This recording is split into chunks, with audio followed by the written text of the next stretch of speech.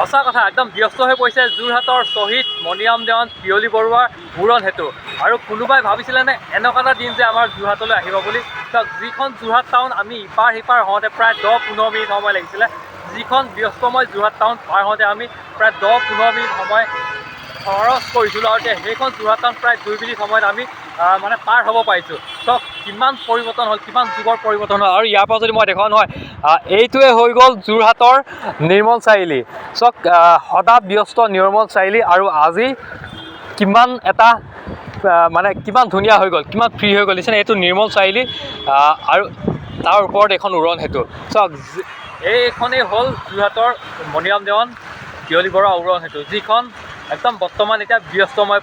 ব্যস্ত হৈ আছে মানে যোৱা আহিছে যোৱা গৈছে অহা আহিছে মানে একদম ব্যস্তময় হৈ পৰিছে যোৰহাটৰ শ্বহীদ মণিৰাম দেৱান পিয়লি বৰুৱা উৰণ সেতুখন দেখিছেনে একদম অহা আহিছে যোৱা গৈছে আৰু চোৱাই চাইছে মানে ফটো মাৰিছে মানে ক'বই নালাগে বহুত পৰিৱৰ্তন হৈ গ'ল যোৰহাট টাউনখন এতিয়া